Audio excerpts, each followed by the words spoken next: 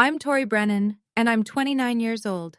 Last Thanksgiving, my father stood up in front of 30 relatives and grounded me like I was a disobedient child, because I dared to ask what my grandmother left me in her will. The entire room laughed. My face burned so hot I could feel my pulse in my teeth. But I looked him dead in the eye and said one word. All right. The next morning, he knocked on my bedroom door, smirking. Finally learned your place? He said. Then he saw the empty room. No clothes, no suitcase, no me. Before he could dial my number, the doorbell rang, and the family lawyer was standing on the porch, trembling, holding a briefcase full of documents my father never knew existed. Mr. Brennan, he said, what have you done? Before I tell you what was in that briefcase, take a moment to like and subscribe, but only if this story genuinely speaks to you, and drop a comment letting me know where you're listening from and what time it is right now. Now let me take you back to last September, the morning my grandmother died, and the first domino fell. My grandmother, Eleanor Brennan, passed on a Tuesday morning at Providence Portland Medical Center. She was 87. I got the call from my mother at 6:14 a.m. I remember the exact time because I was already awake, sitting at my drafting table in my 480-square-foot studio apartment, sketching a rain garden for a client in Lake Oswego. Mom's voice was thin, like tissue paper held up to light. It's Grandma Tori. She's gone. I drove the 20 minutes to the hospital in silence. No radio, no podcast, just the sound of Portland rain on the windshield and my own breathing. When I arrived, my father was already in the hallway. Richard Brennan, 63, retired state judge, 6'1", wearing a barber-waxed jacket even at dawn. He wasn't crying. He was on his phone speaking to someone about estate paperwork. I heard the words filing timeline and probate schedule before he noticed me and ended the call without saying goodbye. My brother Garrett was beside him. 33, dark suit even at a hospital, arm looped around Dad's shoulder like a running mate at a campaign stop. They looked like a unit, a wall. I stood at the far end of the corridor, alone, clutching a paper cup of vending machine coffee that I never drank. The last time I'd seen Grandma Eleanor, she was in her wheelchair in the garden of her colonial house on Hawthorne Street, gripping my hand with surprising strength. Tori, she'd said, her voice low so no one else could hear. I've taken care of things. You trust me, okay? I'd nodded, not understanding. Not yet. At the funeral 3 days later, the church was old Portland granite. Tall nave, white lilies everywhere, a mahogany casket polished to a mirror shine. My father gave the eulogy. He spoke for 11 minutes about the Brennan legacy, about tradition, about how my son will carry this family forward. He mentioned Garrett by name 4 times. He mentioned my mother once. He did not mention me at all. Afterward, in the reception line, my Aunt Margaret's husband asked me what I did for work these days. Before I could answer, my father leaned in from behind. She plants trees for rich people, he said, and a few people chuckled politely. I felt the burn start at my sternum and climb. I was turning to leave when a man I didn't recognize stepped forward. Older, silver-haired, wire-rimmed glasses with thin gold frames. He took my hand gently and shook it. Your grandmother was very proud of you, he said quietly. I'll be in touch. And then he was gone, disappearing into the crowd of black coats before I could ask his name. I didn't know it then, but that man was Harold Caldwell, and he was holding the key to everything. That evening, 15 of us gathered at the family house for dinner. The Brennan House, a white colonial on Hawthorne Street with a wrought iron gate and 100-year-old oak trees in the yard. My grandmother built that house with money from her side of the family, long before she married my grandfather. I always loved it. The crown molding, the deep windowsills, the garden out back where Grandma grew peonies the color of ballet slippers. Inside, the long oak dining table was set with the family's sterling silver flatware, a set that had been in the Brennan name for 3 generations, candles in silver holders, a bottle of Willamette Valley Pinot Noir breathing on the sideboard. Everything arranged to look like old money and perfect lineage. My father sat at the head naturally. He raised his glass. Mom left everything to me to manage, he announced, scanning the table. I'll make sure the family assets are distributed to the right people, based on capability. His eyes landed on me. That means you don't need to worry about any of it, Tori. Complex things aren't really your area. Garrett nodded like a judge's clerk. His wife Meredith adjusted her Mikimoto pearl strand and said nothing. I set my fork down. Dad, Grandma told me. My mother was confused at the end, he cut in. Whatever she promised you, forget it. My mother, Linda, stared at her plate. She didn't look up. She never looked up. After dinner, I excused myself and went upstairs to the bedroom I'd grown up in. The Frank Lloyd Wright poster I'd taped to the wall at 16 was still there, edges curling. I sat on the bed and opened the nightstand drawer out of habit. Inside was an envelope that hadn't been there before. Cream-colored stationery with a faint watermark. My name on the front, in blue ink, in a handwriting I'd know anywhere. Shaky, but deliberate. Grandma's handwriting. My hands were trembling when I picked it up. I opened the envelope slowly, sitting cross-legged on the twin bed I'd slept in from ages 5 to 18. The ceiling fan above me wobbled the same way it always had. The room smelled like old wallpaper and cedar closet. Inside were two things. The first was a letter, 2 pages, front and back, in Grandma Eleanor's handwriting. The pen had pressed hard enough to leave grooves in the paper, as though she'd wanted the words to be permanent, physical, something no one could delete with a keystroke. The second was a photocopy. Partial. Maybe 6 pages out of what looked like a longer document. The header read, Irrevocable Trust Agreement. Eleanor M. Brennan, Settler. Halfway down the first photocopied page, highlighted in yellow, was a single line. Beneficiary, Victoria Tori Brennan. I read the letter with tears sliding down my face.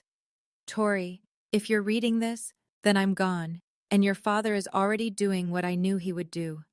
I'm sorry I couldn't stop him while I was alive. I tried, in my way. But men like your father don't hear women. They only hear documents.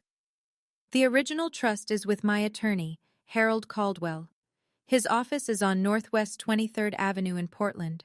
The copy I've left you is partial, not enough to prove anything on its own, but enough for you to know I'm telling the truth. Don't show this to anyone. Not your father, not Garrett, not even your mother. I love Linda, but she will tell Richard. Wait until the right time, and Harold will know what to do. You were always my architect, Tori, the one who builds. Don't let them tear you down. All my love, Grandma. I folded the letter back into the envelope and pressed it against my chest. The photocopy was incomplete. I couldn't use it as evidence. I didn't have a lawyer. I didn't know who Harold Caldwell was beyond a name and a street. And my grandmother had been in the ground for 48 hours. But for the first time in years, I felt something besides small. I felt like someone believed in me, had always believed in me, and had put it in writing. I drove back to Portland the next morning without saying goodbye. No one noticed. Or if they did, no one called. My studio apartment was exactly as I'd left it. Plants crowding every windowsill, drafting table covered in tracing paper, a cold mug of tea from 2 days ago still sitting by the sink. I loved this place, even though it was small enough that I could touch opposite walls if I stretched. It was mine. The one space in the world where no one told me I wasn't enough. I sat down at my laptop and Googled Harold Caldwell Attorney Portland. The results came up immediately. A small office on Northwest 23rd Avenue, solo practice, specializing in estate planning and trusts. A headshot showed a silver-haired man with wire-rimmed glasses. The man from the funeral. I hovered over the phone number.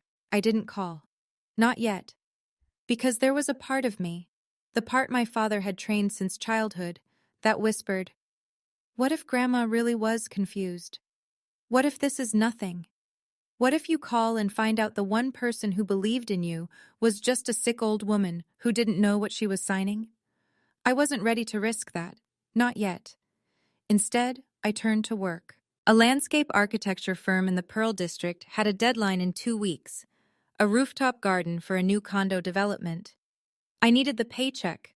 I was still carrying $38,000 in student loans, $420 a month, from the 1 year of law school I'd attended before dropping out to pursue design.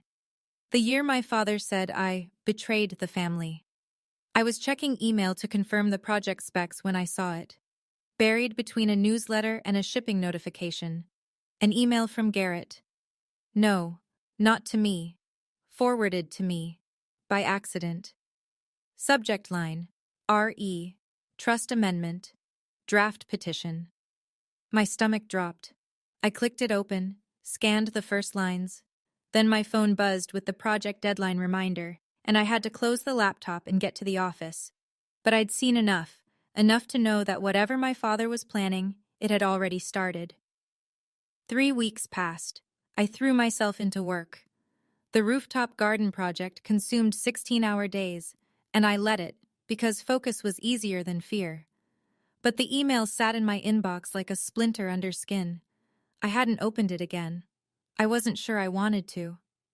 Then my mother called. "Tori, your father wants the whole family together for Thanksgiving." Her voice had that particular thinness it got when she was relaying Richard Brennan's orders and pretending they were invitations.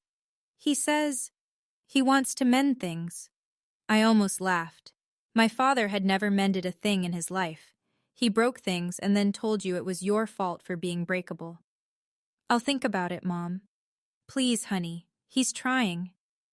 I said I'd let her know and hung up. Then I sat at my kitchen table, a second-hand IKEA piece I'd sanded and restained myself, and finally opened Garrett's accidentally forwarded email. It was a chain. 7 messages between my brother and my father spanning 2 weeks. The subject line, Trust Amendment, Draft Petition, was exactly what it sounded like. Garrett had drafted a legal petition to the court requesting a change of beneficiary on Grandma Eleanor's trust. The grounds cited were financial incompetence of the named beneficiary, me. The petition argued that I had a pattern of unstable career decisions, no significant assets, and outstanding educational debt inconsistent with fiduciary responsibility. My brother had written that about me, in legal language, for a court filing. But the line that made my vision blur wasn't the legal jargon. It was the casual message Garrett had typed to my father at the bottom of the chain. "She won't fight it. She never fights anything. That's the beauty of it, Dad." I sat there for a long time. Then I screenshot every message in the chain, uploaded them to my cloud drive, and backed them up on a thumb drive I kept in my sock drawer. I called my mother back. "Tell Dad I'll be there for Thanksgiving." I was going home, but not to mend anything. The next morning, I called Harold Caldwell's office. A receptionist answered. An older woman with a warm, efficient voice. I gave my name. There was a pause. Then she said, "Ms. Brennan, Mr. Caldwell has been expecting your call. Can you come in today?" 2 hours later, I was sitting across from him in a small office on Northwest 23rd Avenue. Bookshelves lined every wall. Leather-bound legal volumes, dog-eared and tabbed. An oriental rug that had seen better decades covered the floor. On his desk, a coffee mug had gone cold. Harold Caldwell was the man from the funeral. Same silver hair, same wire-rimmed glasses with gold frames, same measured calm. He looked like a man who had spent his career choosing his words with surgical precision. "Your grandmother hired me 20 years ago," he said. "I drafted her original will, her living trust, and 8 years ago, after a conversation that troubled her deeply, she asked me to create an irrevocable trust with you as the sole beneficiary." He opened a leather portfolio and slid a document across the desk. The original, thick, cream-colored paper, a notary's red seal from the state of Oregon, signatures at the bottom. $620,000 in an educational trust, managed by U.S. Bank, he said. Irrevocable means your father, as trustee, cannot alter the beneficiary. Any petition to do so requires either your written consent or a court ruling based on evidence of the settler's mental incapacity at the time of signing. He paused. Your grandmother anticipated this. She had her physician, Dr. Margolis, perform a cognitive evaluation the same week she signed. The results are in the file. She was fully competent. I exhaled. It was the first full breath I'd taken in weeks. There's more, Caldwell said. Your father filed a petition 3 weeks ago requesting a change of beneficiary. He listed Garrett. He told the court he was unable to locate you to obtain consent. The old lawyer's jaw tightened. You and I both know that's not true. I showed him the email chain. He read it without expression, then looked up. This is evidence of deliberate breach of fiduciary duty. If you want to fight this, you have everything you need. I want to fight this. He nodded. Then he said, almost as an afterthought, there's one more thing, Tori. Your grandmother also left you the cottage at Cannon Beach. It's included in the trust. I don't think your father knows about it. He never read the full document. I stared at him. The Cannon Beach house. The little cedar cottage where Grandma took me every summer. Where we'd sit on the porch and watch Haystack Rock turn gold at sunset. She'd told me once it was her favorite place in the world. She left it to me. Harold Caldwell looked at me over his glasses. Your grandmother knew exactly what would happen after she was gone, and she spent the last 8 years making sure you'd be protected. He closed the portfolio. The question is, when do you want to use this? Thanksgiving, I said. He's invited the whole family, 30 people. Caldwell studied me for a long moment. Then he gave a single, slow nod. The Wednesday before Thanksgiving, I packed a small bag, one change of clothes, my camel wool coat, the nicest thing I owned, bought secondhand from a consignment shop on Alberta Street, a toothbrush, and a manila folder, thick with notarized copies. The originals stayed with Caldwell. We'd agreed on that. He would hold the master set in his office safe, and I would carry copies, notarized, stamped, admissible as secondary evidence if needed. The originals were for the courtroom. The copies were for the family. I drove south through the autumn hills of Oregon. The leaves had gone full amber and rust along the highway, and the sky was that particular northwest gray that couldn't decide between rain and resignation. The Brennan house appeared through the trees like it always did. White colonial facade, wrought iron gate, the ancient oaks standing guard. From the outside, it looked like a postcard. This is what a good family looks like. That was the whole point. My mother met me at the door. She hugged me a beat too long, the way she did when she wanted to say something but wouldn't. Your father's in the study, she murmured. He's in a mood. I carried my bag upstairs, my old bedroom, the Frank Lloyd Wright poster, the twin bed, the nightstand drawer, now empty. I'd taken the envelope last time. From downstairs I heard Garrett's voice, then Meredith's bright, performative laugh, the clink of a wine glass. I knelt and slid the manila folder under the mattress. Then I went to the window. The backyard garden, Grandma's peony beds, was overgrown and gray. Nobody had tended it since she'd gotten too sick to kneel. The sight of it made my throat tight. I pressed my palm flat against the cold glass and whispered to no one, I'm here, Grandma. Downstairs, the Camus Cabernet was open, the granite fireplace was crackling, and my father hadn't stood up when I walked in.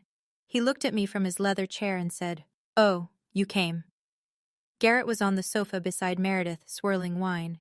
He glanced at my coat, second-hand, slightly pilled at the elbows, and said, Still haven't upgraded the car, huh, Tor? I smiled, sat down, said nothing. Tomorrow, 30 relatives would fill this house. My father had organized the largest Thanksgiving gathering in Brennan family history, far bigger than usual. I didn't know why yet, but a part of me suspected that Richard Brennan never did anything without an audience. Thanksgiving morning, the house filled like a theater before a show. Cars lined the street by 10 a.m. Aunt Margaret and Uncle Don from Bend, the Paulson cousins from Eugene, Great-Aunt Judith who flew in from Scottsdale. By noon, there were 32 people in the Brennan house, and the noise was a living thing. Laughter, clinking glasses, children running through hallways, the oven timer beeping every 20 minutes. I helped in the kitchen because nobody asked me to do anything else. Linda and Meredith sat at the breakfast nook drinking tea while I chopped celery for the stuffing. That felt about right. The family division of labor hadn't changed since I was 12. At 4 o'clock we sat down to eat. The long oak table in the dining room seated 18. The overflow went to a folding table in the adjacent living room. I was placed at the folding table, between my 9-year-old second cousin Oliver and an empty chair. My father stood at the head of the main table, crystal chandelier above him, linen tablecloth, white as a surrender flag, the family's sterling silver gleaming under candlelight. He raised his glass of Pinot Noir. "This Thanksgiving is special," he said, his courtroom voice, the one that filled rooms and closed arguments. "We've lost Mom this year, but the Brennan family endures, and I'm proudest of all of my son Garrett, who just won the biggest case of his career." He turned to Garrett. "To you, son." Applause. Garrett accepted it with practiced modesty, a slight nod, a hand on Meredith's shoulder. From the folding table, my Aunt Margaret called out, "What about Tori? Any good news, sweetheart?" I opened my mouth. "Tori is still finding her way," my father said, not looking at me. "She's creative. We'll give her that." A ripple of polite laughter. "But every family needs someone to remind the rest of us not to take a wrong turn. Right, Tori?" The laughter rolled across both tables like a wave, and I sat there absorbing it the way I had since I was a child, spine straight, face neutral, hands in my lap. Oliver, the 9-year-old beside me, looked up and whispered, "Are you okay?" I nodded and handed him a bread roll. After the plates were cleared and the pumpkin pie was half gone and the port wine was flowing, my father stood again. The room quieted. He had the posture of a man about to deliver a verdict. "One more thing," he said. "Tomorrow morning, I'll be making an important family announcement regarding Mom's estate. I expect everyone to be present." He smiled, the smile of a man who has already decided the outcome. It's what Mom would have wanted. I looked at Garrett. He was studying his wineglass with a small private smile. I looked at my mother. She was staring at the tablecloth. I looked at my father. He was looking right at me. And for 1 second, his smile sharpened into something that wasn't a smile at all. Tomorrow, he was going to read his version of the will, in front of everyone. I excused myself to do the dishes. The kitchen was quiet except for the sound of water running and my own breathing. I stood at the sink scrubbing a roasting pan, suds up to my elbows, still wearing the same sweater I'd driven down in. In the next room, 32 people were laughing and drinking port, and not one of them had offered to help clear a single plate. I heard footsteps behind me. Garrett leaned against the doorframe, arms crossed, wineglass dangling from 2 fingers. "You know, Tor," he said casually, "you should really thank Dad for even letting you sit at the table, even if it was the kids' table." He chuckled at his own joke. I didn't turn around. I kept scrubbing. But something in me, some wire that had been pulled taut for 29 years, finally hummed. "Garrett," I said, my voice quiet and steady, "do you know what Grandma left me?" The silence behind me changed texture. I heard his wineglass clink against the counter. When I glanced over my shoulder, his face had gone very still. He left the kitchen without a word. 10 minutes later, my father's voice thundered from the living room. "Tori, get in here, now!" I dried my hands on a dish towel and walked in. 32 faces stared at me. The crystal chandelier threw little rainbows across the ceiling. My father stood in the center of the room, port wine in one hand, the other hand pointing at me like I was a defendant. "What did you say to your brother?" His voice was the judicial baritone, the one designed to make people smaller. "You threatened him? With the will? You think you can manipulate this family?" I opened my mouth to respond. He didn't let me. "You're grounded," he said. "You are grounded until you apologize to your brother. Go to your room." The room erupted. Not in protest. In laughter. 32 people, most of them adults, laughing because Richard Brennan had just grounded his 29-year-old daughter like she was a misbehaving child. Aunt Margaret covered her mouth, but her shoulders were shaking. Uncle Don snorted into his port. Even Meredith let out a delicate, performative gasp that was really a giggle. My face burned. The heat climbed from my chest to my neck to my temples in a single wave. I looked for my mother. Linda was sitting in the corner chair, staring at her hands, silent. Nobody said stop. Nobody said that's enough, Richard. Nobody said anything at all except laughter. I looked at my father. His Cartier tank watch caught the light as he jabbed his finger toward the staircase. "Go," he repeated. "Now." I held his gaze for 3 full seconds. Then I said, in a voice so calm it surprised even me. All right. I turned. I walked upstairs. I closed the bedroom door behind me. And then I picked up my phone and called Harold Caldwell. It rang twice. He answered. I said, Mr. Caldwell, I need you to bring the originals tomorrow morning, 8 a.m. There was a pause. Then his steady, measured voice. I'll be there. I hung up, set my alarm for 4 a.m., and sat on the edge of the twin bed in the dark, listening to the laughter still floating up through the floorboards, thinking, laugh, enjoy it. Because that is the last time. I know. Right now, some of you are furious on my behalf. And honestly, I don't blame you. Let me ask you something. Have you ever been humiliated by your own family in front of a room full of people? Have you ever been put in your place by someone who was supposed to protect you? If you want to find out what happened the next morning, when my father opened my bedroom door and found it empty, stay with me. And if this story is hitting close to home, tap that like button so I know you're still here. I left at 4:15 in the morning. No drama, no slamming doors.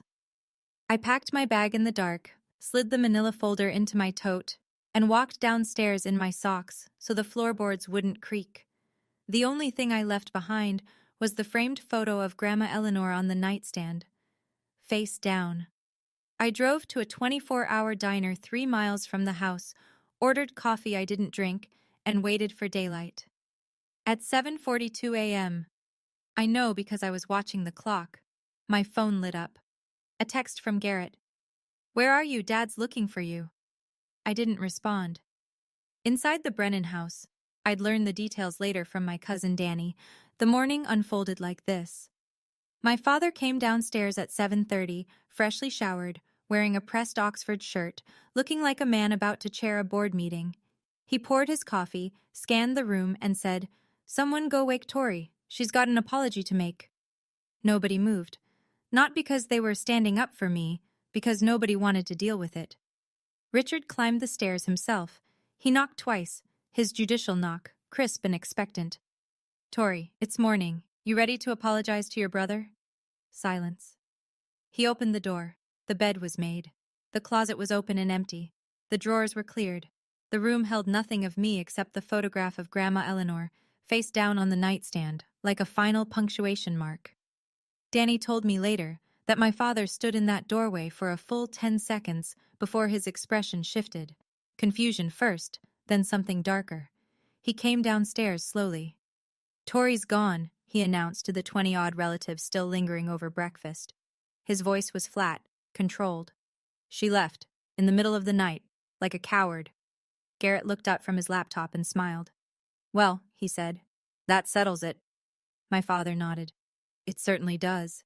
Now, I was planning to make the estate announcement at 10, but since the only person who might object has run away. The doorbell rang. My mother opened it. And there, on the front porch, in a gray suit, with a brown leather briefcase and an expression like a storm front, stood Harold Caldwell. I'm Harold Caldwell, he said, attorney for Eleanor Brennan. I need to speak with the entire family, right now. The dining room went quiet in stages. First the conversation nearest the front door, then a ripple of silence, spreading table by table until even the children stopped fidgeting. Harold Caldwell walked into the room the way a man walks into a courtroom, unhurried, deliberate, and completely certain of his authority. He set his leather briefcase on the dining table, right on top of the leftover Thanksgiving linen, and unclasped it without sitting down. His hands, I was told, had a visible tremor, not from nerves, from anger. My father rose from his chair at the head of the table. He was taller than Caldwell by 4 inches, broader by 30 pounds. He used every bit of it. Harold, the name came out like a warning. You were not invited. This is my home. Caldwell looked at him. This is the home that Eleanor Brennan built with her family's money, Mr. Brennan. And I'm here because I have a legal obligation, a fiduciary duty, to the beneficiary of her trust. Tori has no rights to. Tori is the sole named beneficiary of an irrevocable trust executed 8 years ago. You know this. You've known it since the day your mother signed it. The room was so still I could have heard the furnace click on 3 rooms away. 30 pairs of eyes moved between the two men like spectators at a trial, which, in a way, they were. Richard's jaw clenched. My mother was in cognitive decline. Whatever she signed was signed in the presence of 2 independent witnesses and accompanied by a physician's evaluation confirming full mental competency. Caldwell opened the briefcase and removed a folder. "I have the documentation here. Would you like me to read it aloud, Mr. Brennan, to everyone?" The question hung in the air. Aunt Margaret, seated near the window, leaned forward. Uncle Don put down his coffee cup. Even the children had gone silent. Richard Brennan looked at the folder in Caldwell's hands the way a man looks at a loaded weapon pointed at his chest. Then he straightened his shoulders and said, very quietly, "Get out of my house." "Sir," Caldwell said, "what have you done?" What happened next is something I've replayed in my mind 100 times, because it was the moment the mask finally cracked. Not slowly, not gracefully, but in a sudden, ugly split, right down the center. My father stepped toward Caldwell. "I said get out. You're trespassing. I'll call the police." "You're welcome to," Caldwell replied, not moving an inch. "And when they arrive, I'll show them the petition you filed with the court 3 weeks ago, the one where you claimed you were unable to locate the beneficiary of your mother's trust." He paused. "The beneficiary whose phone number you have, whose address you have, who was sleeping in this house last night." Richard's face went through a sequence, red, then white, then a kind of mottled gray that I'd never seen on a living person. Around the room, I could see the reaction spreading, Margaret pressing her hand to her mouth, Uncle Don's brow furrowing, cousins exchanging glances. That's when Garrett stood up. My brother, the golden child, the lawyer, the one who always knew the right angle, stepped forward with his hands raised in a calming gesture. "Mr. Caldwell," he said smoothly, "I appreciate your concern, but any documents you're referencing can be contested in the appropriate legal—" "You drafted the petition, didn't you, Mr. Brennan?" Caldwell turned to face him. His voice was quiet, precise, surgical. "You prepared a filing to change the beneficiary of an irrevocable trust on behalf of your father, who is also the trustee. I have the emails." Garrett's composure didn't shatter. It evaporated. One moment he was a confident attorney, the next he was a man whose mouth had gone slack and whose eyes had darted, involuntarily, unmistakably, to his father. "Dad," he said under his breath, "we need to talk. Privately." Richard didn't even look at him. "No, I have nothing to hide." Aunt Margaret stood up from her chair. Her voice, when she spoke, carried the particular authority of a woman who had watched a family lie to itself for decades and had finally had enough. "Richard," she said, "let the man speak." A murmur of agreement rippled through the room. Not loud, not defiant, but present, like the first cracks in a frozen lake before the whole surface gives way. My father looked around the room and saw, perhaps for the first time, that the audience he'd assembled for his own performance was no longer on his side. "This is absurd," he said. But his voice had lost its courtroom resonance. It sounded smaller, thinner, like tissue paper held up to light. My father did what my father has always done when he feels the ground shifting beneath him. He escalated. "Everyone, listen to me." He raised both hands, palms out, the gesture of a man restoring order in a courtroom. "This man," he jabbed a finger at Caldwell, "was hired by my mother years ago when she was already in decline. He's been filling Tori's head with fantasies. This is a family matter, and I will not have an outsider. Richard," Caldwell's voice cut through like a blade, "I served your mother for 20 years. I am not an outsider, and I am here because you violated the terms of a legal instrument that you swore, as trustee, to uphold." "Out!" My father's voice cracked on the word. He pointed at the door. "Get out of this house right now, or I swear to God I will have you arrested for trespassing." Caldwell looked at him for a long moment. Then he closed his briefcase with a deliberate click, tucked it under his arm, and nodded. Not in defeat, but in acknowledgement, like a chess player recognizing the next 3 moves. "I'll leave," he said calmly, "but I'll be back at 2 o'clock this afternoon for the formal reading of Eleanor Brennan's estate, which you scheduled, Mr. Brennan. It's on your own calendar." He paused at the doorway. "And I won't be coming alone." The front door closed behind him with a soft click.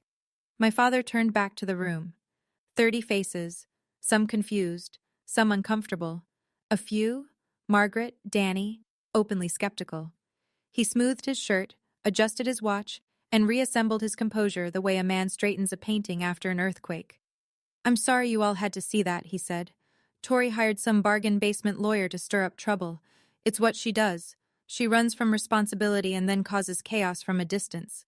He shook his head with practiced sadness. "This afternoon, I'll read Mom's will properly, and everything will be clear. I promise you that." Garrett, who had been standing frozen by the sofa, sat back down and pulled his laptop onto his knees. His fingers moved quickly, deleting something, I'd later realize. Emails. The room exhaled. People returned to their coffee, their conversations, their children. The crisis had been deferred. Richard Brennan was still in control, or so he believed. 2 o'clock was 5 hours away. The clock on the mantelpiece, a Waterford crystal anniversary piece that had belonged to my grandmother, counted every second. I was parked outside a Stumptown Coffee on Division Street, watching rain trace crooked lines down my windshield. My Honda Civic, 2014, 147,000 miles, a small dent in the rear bumper from a parking garage in college, was not the kind of car that made anyone look twice. And that morning, invisibility was exactly what I needed. My laptop was open on the passenger seat. At 8:17 a.m., I'd sent a formal email to the Trust Management Division at U.S. Bank, requesting written confirmation of my status as beneficiary of the Eleanor M. Brennan Irrevocable Trust. At 9:41, the reply came, from a trust officer named Patricia Langley. "Dear Ms. Brennan, this is to confirm that you are the sole named beneficiary of the Eleanor M. Brennan Irrevocable Trust, account and The trust corpus of $620,000 remains intact and has not been disbursed. A petition to amend the beneficiary designation was filed on October 14th by the current trustee, Richard A. Brennan, but has not been approved by the court. No disbursements can be made without your written authorization." I read it 3 times, then I saved it, backed it up, and printed a copy at the FedEx office 2 blocks away. At 11:15, Caldwell called. "He threw me out," he said, with something that might have been dry amusement. "Threatened to call the police." "I know. My cousin Danny texted me. 2 o'clock, Tori. I'll be parked on the next block. You go in first. I follow." "Okay." A pause. "Are you sure about this? Once it's done, there's no going back." I looked out at the rain. A woman walked past the car holding a little girl's hand, both of them splashing through puddles, laughing at nothing. The simple, stupid beauty of people who felt safe. "I've been going back my whole life, Mr. Caldwell. Every holiday, every phone call, every time I swallowed something that should have made me spit. I'm done going back." "Then I'll see you at 2. I hung up, opened the mirror on my sun visor. The face looking back at me was pale, tired, and absolutely certain. I zipped my coat, checked the folder one last time. Trust copy, notarized. Bank confirmation, printed. Email chain, screenshotted and time-stamped. Grandmother's handwritten letter. Everything in order. Everything real. I started the engine. Inside the Brennan house, the morning stretched like a rubber band pulled too tight. Danny told me later what it looked like from the inside. After Caldwell left, the casual post-Thanksgiving ease had curdled. People were still talking, still pouring coffee, still picking at leftover pie. But the conversation had a new undercurrent, the kind of tension where everyone is discussing the weather but thinking about the earthquake. Aunt Margaret cornered my mother in the hallway by the guest bathroom. "Linda," she said quietly, "is Richard sure everything is in order? That lawyer this morning didn't look like a man who was bluffing." My mother's eyes were rimmed red. "I don't know, Margaret. Richard doesn't tell me about the finances. He never has." Margaret looked at her for a long moment and said nothing, which from Margaret said everything. In the kitchen, Danny pulled out his phone and texted me, "You okay? What's going on?" I replied, "I'm okay. Be there at 2. Please be in the room when I get there." He wrote back instantly, "I'm not going anywhere." Meanwhile, in my father's study, the room with the leather chair, the legal volumes on mahogany shelves, the framed photos of Richard shaking hands with various Oregon judges. My father was making phone calls. Danny heard him through the door, growing louder with each attempt. It was the Friday after Thanksgiving. Every attorney's office in Portland had their voicemail on. Richard Brennan, former judge, could not reach a single lawyer. Garrett appeared in the study doorway. "Dad," he said carefully, "maybe we should postpone the reading. Give ourselves time to—" "No," my father's voice was granite. "I don't retreat. Not from Harold Caldwell, not from Tori, not from anyone. We do this today." Garrett closed his mouth. He looked, Danny said, like a man who has just realized the lifeboat has a hole in it. The Waterford clock on the mantelpiece struck noon. 2 hours. At 12:30, I walked into Caldwell's office for the last time before everything changed. He had the full dossier spread across his desk in 4 neat stacks. I sat across from him, and he walked me through each one, point by point, the way a surgeon reviews an X-ray before cutting. Stack 1. The original irrevocable trust. Cream paper, notary seal, Eleanor's signature in blue ink. Steady, deliberate, nothing like the handwriting of a confused woman.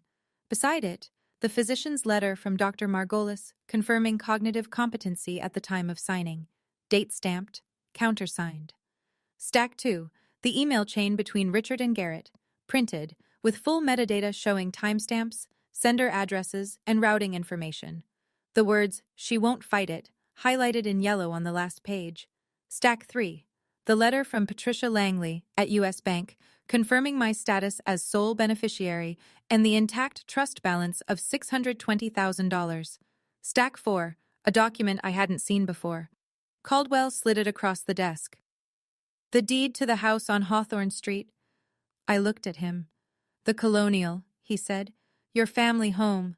The deed has been in Eleanor's name since 1981.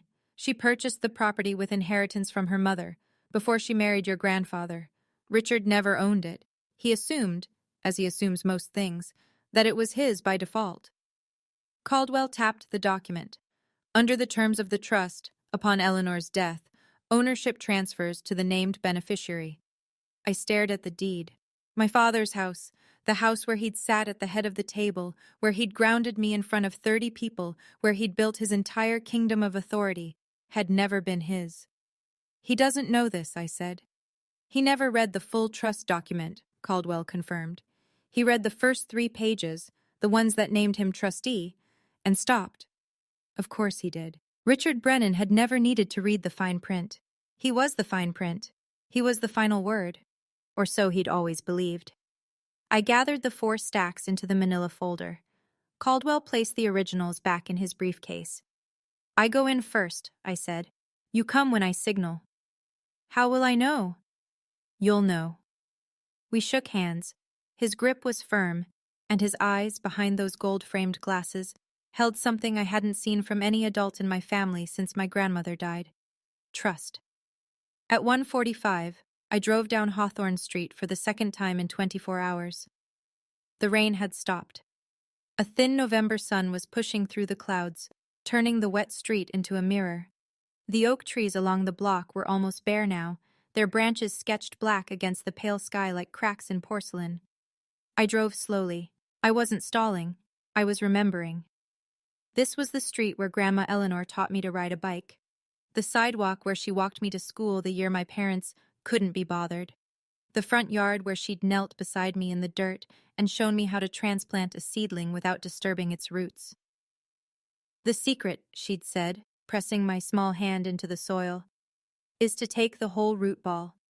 You don't leave any part of yourself behind." My phone buzzed. "Linda." I pulled over and answered. "Tori, where are you?" My mother's voice was strained, pleading. "Your father is furious.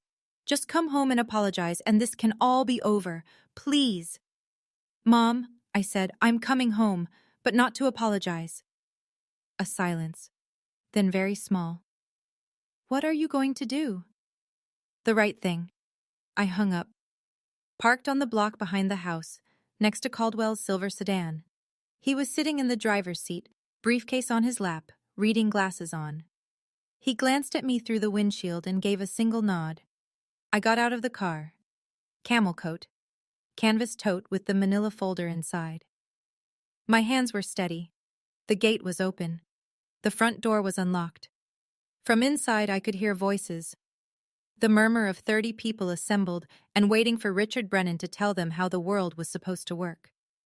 I walked up the porch steps my grandmother had built and pushed the door open. I slipped in through the kitchen entrance and stood in the hallway, just out of sight of the living room. Through the archway, I could see the scene my father had staged. The living room had been rearranged. Chairs pulled from the dining room, the den, even the porch, all facing the fireplace, like pews facing an altar. 30 people, seated and attentive. Richard stood before them in his pressed Oxford, reading glasses perched on his nose, tortoiseshell frames, the ones he used to wear on the bench. In his hand, a single sheet of paper. He held it the way judges hold verdicts, high enough that everyone could see it, low enough that no one could read it. "Thank you all for being here," he said. "As you know, my mother's passing left certain matters to be settled. I've reviewed her wishes carefully, with input from Garrett, and I want to share the distribution plan she intended." He paused for effect. The room was silent. "The family trust will be consolidated under my management. The educational fund, $620,000, will be transferred to Garrett for stewardship of the next generation." He glanced up, as though checking his audience. "As for Tori," a small, merciful smile. "Mom wanted her to have a gesture of goodwill. $5,000. A few sympathetic nods. Meredith placed her hand on Garrett's arm. Garrett lowered his eyes in a performance of humility so polished it could have won an award. "Are there any questions?" my father asked. From the hallway, I took a breath, pulled the manila folder from my tote, and stepped into the room. Behind me, the front door opened quietly. Harold Caldwell walked in. "I want you to picture this for a second. You walk into a room. 30 of your relatives are sitting there.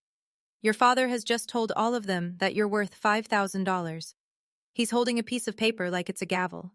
And you're holding the truth. What would you do? Tell me in the comments. And if you haven't subscribed yet, now's the moment. Because what happened next in that living room is something nobody in my family has ever forgotten." Every head in the room turned. 32 faces, some surprised, some confused, a few genuinely pleased to see me. My cousin Danny, sitting in the back row, gave me a small nod. Aunt Margaret straightened in her chair. My father's expression went through 3 phases in 2 seconds: surprise, annoyance, then a hardening. The courtroom mask snapping back into place. "Well," he said, "the prodigal daughter returns." A few obligatory chuckles from the crowd. "I assumed you'd run off for good this time. Are you here to apologize to your brother?" "No," I said. My voice was level, calm in a way that surprised me, because my heart was slamming against my ribs so hard I was sure people could see it through my coat. "I'm here to hear the will, the real one." I walked past him, past his pointed finger, past his Cartier watch, past the chair where he'd held court for 30 years, and set the manila folder on the table beside the fireplace. Caldwell stepped in behind me. Briefcase, gray suit. The quiet authority of a man who had been doing this for decades. "What is this?" Richard said. The annoyance was curdling into something uglier now. "I told you this morning. Get out of my house." I turned to face the room. Not my father. The room. The people. "I'm sorry to interrupt," I said, "but what my father just read is not my grandmother's will. It's not her trust document. It's a distribution plan he wrote himself." I placed my hand on the folder. "This is the original irrevocable trust that Eleanor Brennan executed 8 years ago.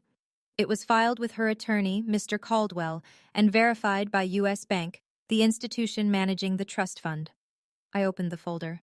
My grandmother named one beneficiary, me. Silence.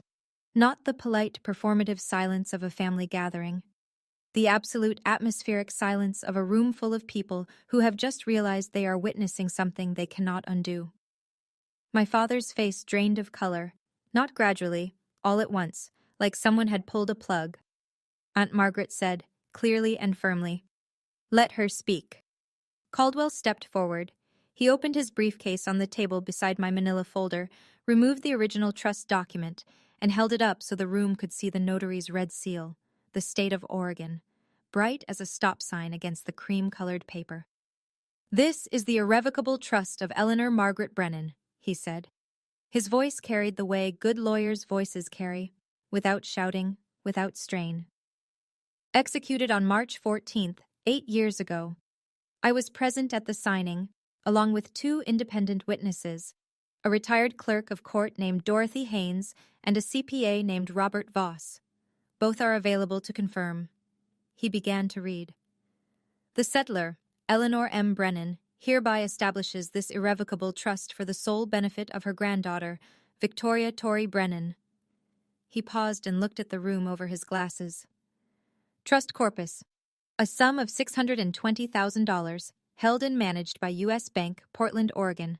Additionally, the real property located at 4714 Hawthorne Street, Portland, Oregon, deed recorded under Multnomah County, originally purchased in 1981, shall transfer to the beneficiary upon the settler's death. A gasp, audible, collective, swept through the room. Uncle Don leaned forward so far his chair creaked.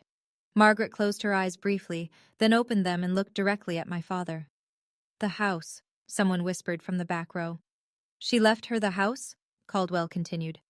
As trustee, Richard A. Brennan was given administrative authority only. He was expressly prohibited from altering the beneficiary designation, disbursing funds without the beneficiary's written consent, or encumbering the real property in any way. Caldwell lowered the document and looked at my father. In the past 3 months, Mr. Brennan has filed a petition to change the beneficiary to his son Garrett, claiming he was unable to locate Ms. Brennan. He also failed to notify her of the trust's existence after Eleanor's death, as required by Oregon law. Caldwell reached into the briefcase and produced the printed email chain. He held it up, the yellow highlighting visible from across the room. These are emails between Richard Brennan and Garrett Brennan, in which Garrett drafted the fraudulent petition and Richard approved it. He read aloud the line that had burned itself into my memory. She won't fight it. She never fights anything. That's the beauty of it, Dad. The room turned to look at Garrett. My brother was sitting very still, his hand frozen on Meredith's arm. His face had gone the color of ash. Meredith slowly, carefully extracted her arm from under his hand and folded both of hers in her lap. Aunt Margaret shook her head. Uncle Don muttered something under his breath. Danny stood up from his chair in the back row and walked forward to stand beside me, not saying anything, just standing there. Present. My father opened his mouth, closed it, opened it again. She was confused, he said, but the words came out threadbare, worn through from overuse. My mother didn't know what she was signing. Caldwell's response was immediate and surgical. Your mother's physician, Dr. Helen Margolis, conducted a cognitive evaluation the same week as the signing. The results are documented and included in this file. He placed the medical report on the table. Eleanor Brennan scored in the 93rd percentile for her age group. She was sharper than most of the people in this room. A long beat of silence. Then, from the back, Great Aunt Judith, 81 years old, Eleanor's younger sister, who had said almost nothing for 2 days, spoke. Eleanor told me about the trust, she said quietly. 8 years ago, she said, Richard will try to take it, but I've made sure he can't. She knew. She always knew. My father looked at Judith, then at Margaret, then at the room full of faces that were no longer looking at him with respect or deference, or even polite neutrality. They were looking at him the way you look at something you've just discovered was rotten underneath. He had assembled his own audience, and they had just become his jury. My father turned on Garrett. The alliance, the one they'd built over 33 years of shared entitlement, collapsed in a single sentence. Say something!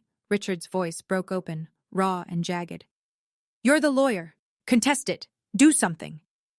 Garrett didn't move. He sat on the sofa, laptop still on his knees, and spoke in a voice so low that only the front row could hear him clearly. Dad, irrevocable means irrevocable. You can't contest it. I told you that from the beginning. You told me you'd handle it. My father's hand came down on the back of a dining chair with a crack that made the nearest cousins flinch.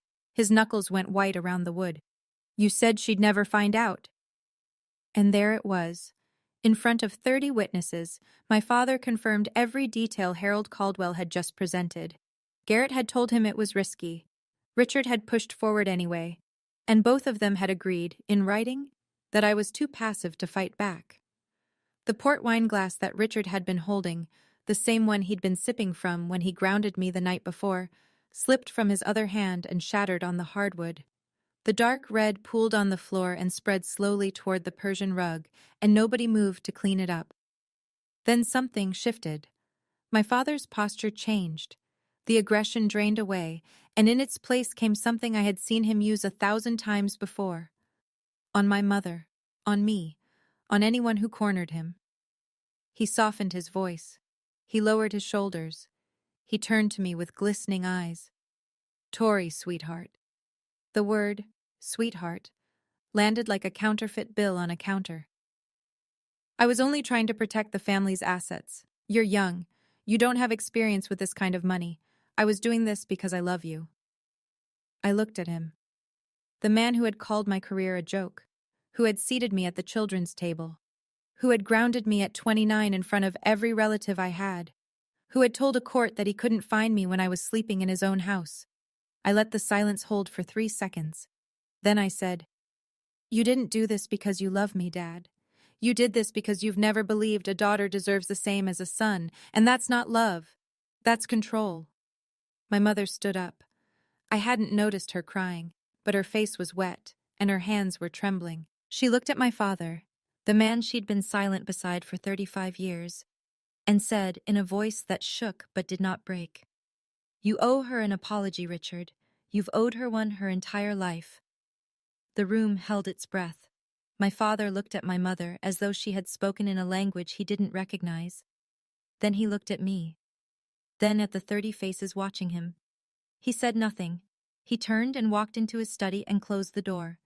In the minutes that followed, the room rearranged itself, not the furniture, but the people.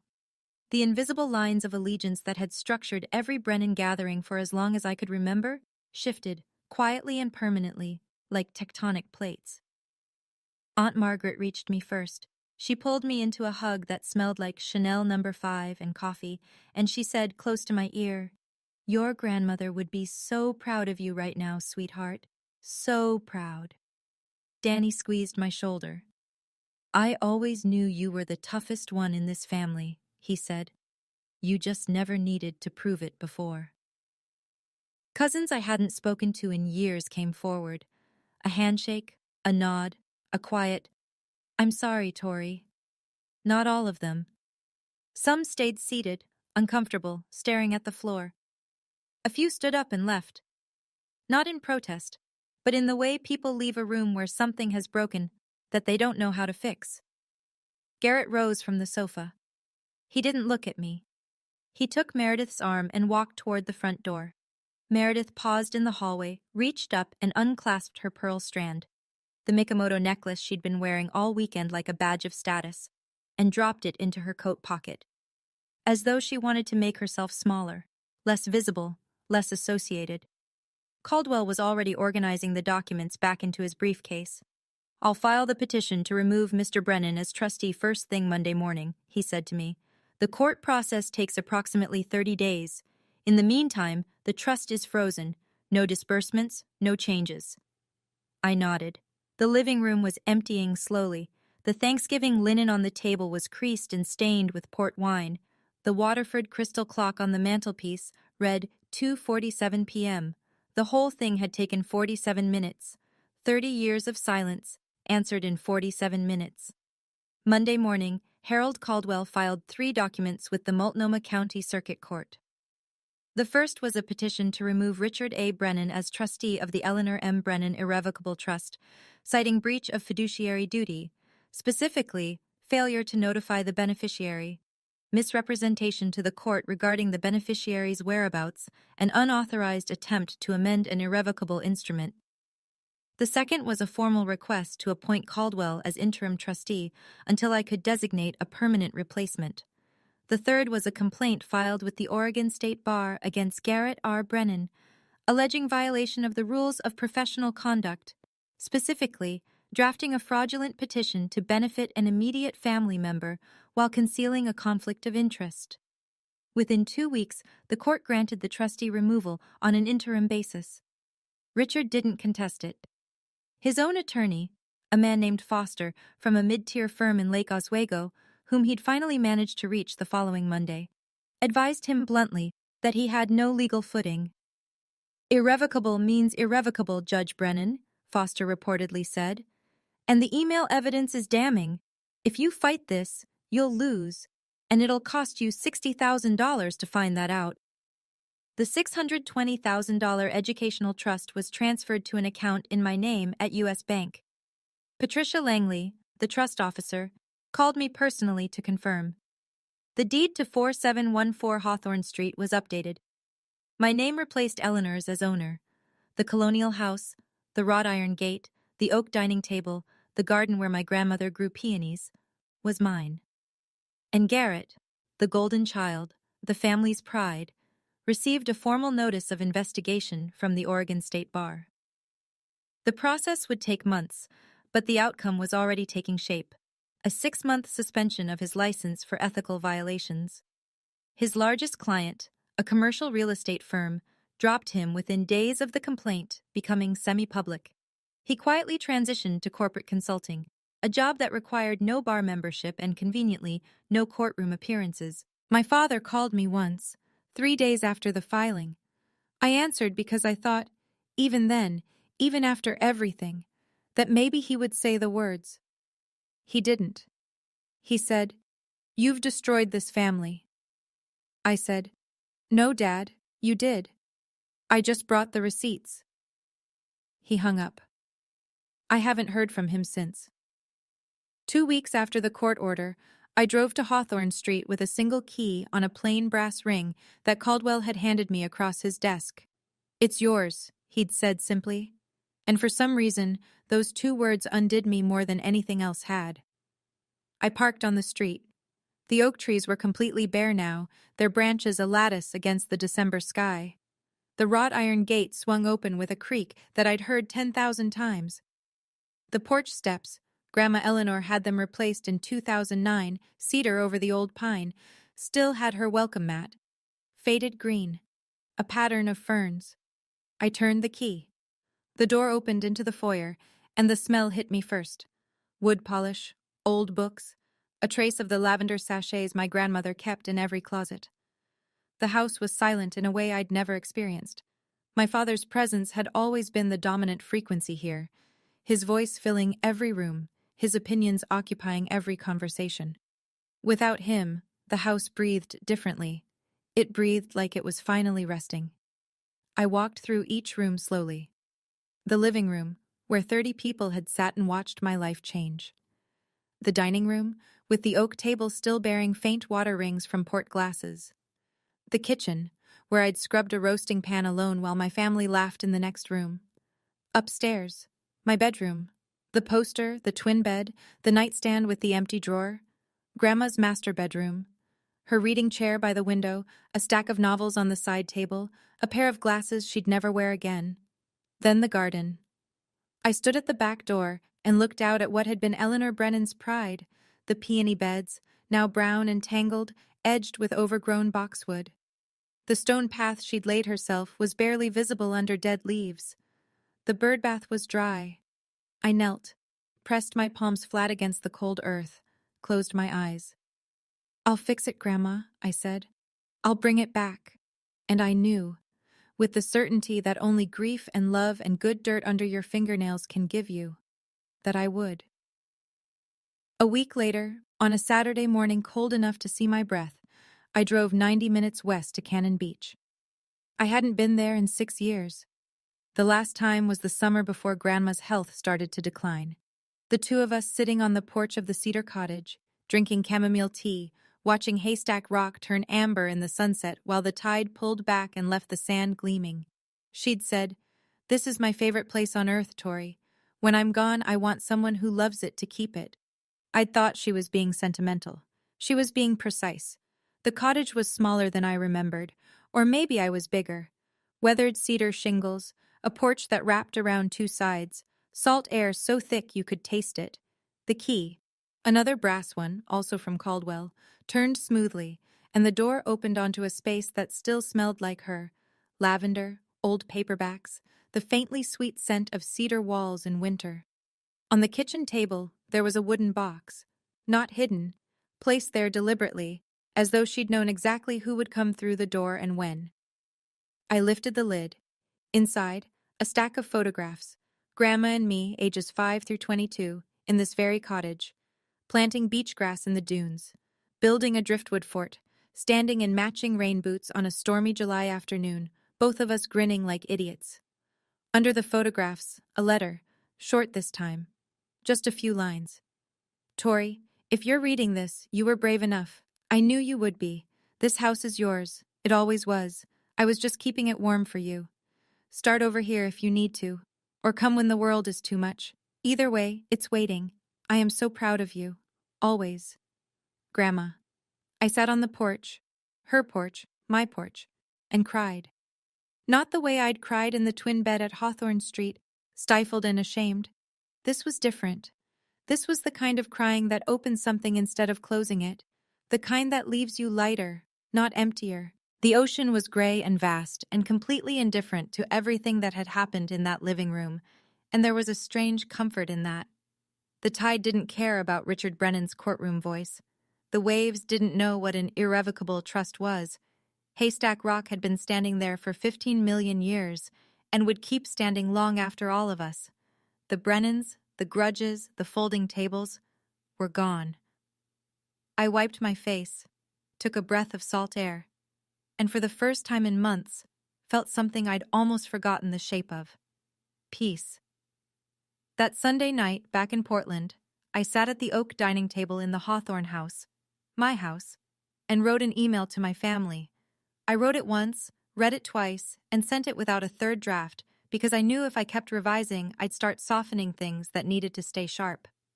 To Richard Brennan, Linda Brennan, Garrett Brennan. I don't want to cut anyone out of my life.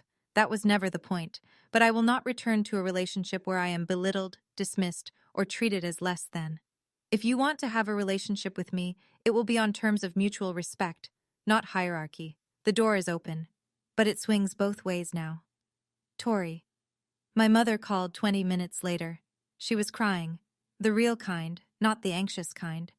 I'm so sorry, Tori, she said. I should have stood up for you years ago. I was afraid of him. That's not an excuse. It's just the truth. I know, Mom, I said. I don't blame you, but I need you to start choosing what's right, not what's easy. Can you do that? A long pause. Then, I'm going to try. Garrett replied by text the next morning. 2 words. I understand.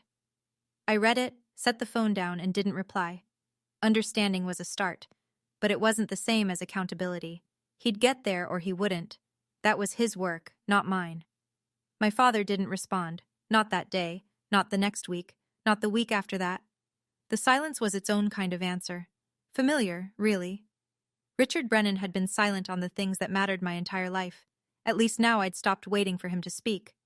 6 months later, spring had come to Portland, and the peonies were coming back. I'd spent the winter on my hands and knees in my grandmother's garden, pruning, clearing, aerating the soil that had gone sour from 2 years of neglect. The roots were deeper than I'd expected. They'd survived the abandonment. They just needed someone to cut away the dead weight and let the light in. I knew the feeling. With the student loan gone, paid in full, $38,412, the most satisfying check I've ever written. I used a portion of the trust to lease a small studio space in the Alberta Arts District, Brennan Landscape Design. My name on the door. My grandmother's name, really. The Brennan name meant something different to me now. The Hawthorne house had become both home and office.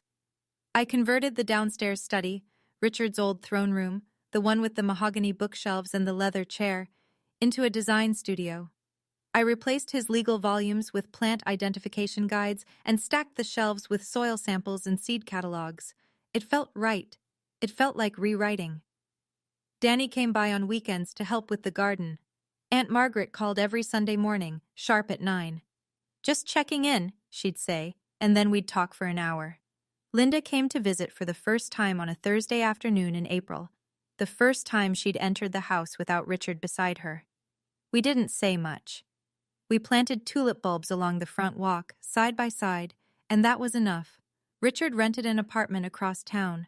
I heard through Margaret that he told his friends I'd stolen the house, that my grandmother had been manipulated, that the whole thing was Caldwell's fault.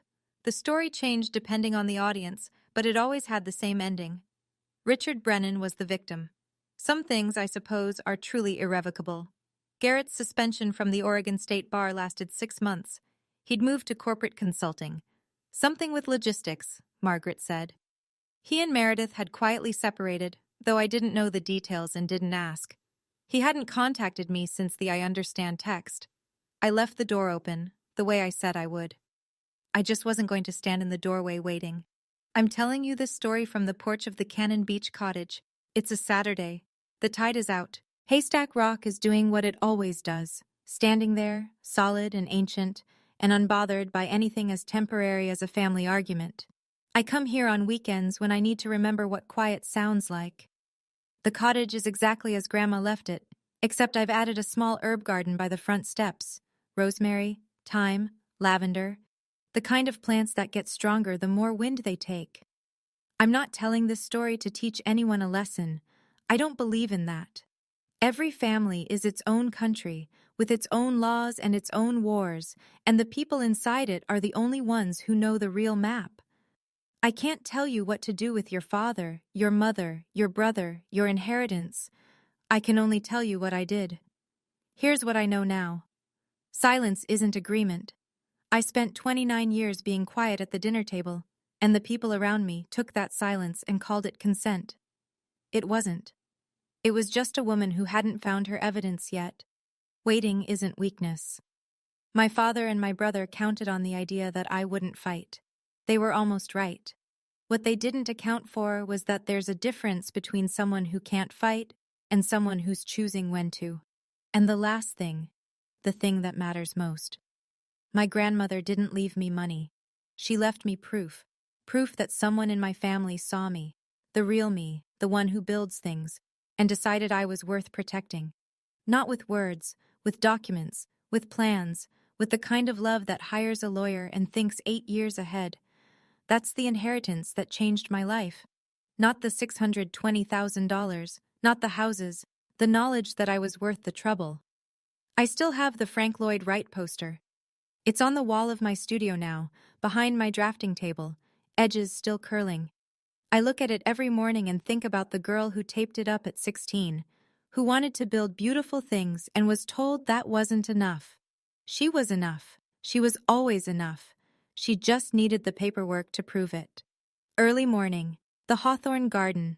The soil is damp from last night's rain, and the air smells the way Oregon air smells in spring. Green and clean and full of the particular promise that comes from things deciding to grow. I'm on my knees in the dirt, planting peonies. The same variety my grandmother grew. Sarah Bernhardt, she always said, because she was dramatic, she was pink, and she lasted longer than anyone expected. Grandma had a sense of humor about everything, even flowers. The roots go in, the soil goes over. I press it down gently, firmly, the way she taught me, the whole root ball, nothing left behind. The sun clears the roofline and falls across the garden in long, golden bars. Somewhere in the house, my coffee is getting cold. Somewhere in Portland, my father is waking up in a rented apartment and telling himself a story where he's the hero. Somewhere in the future, maybe, he'll stop.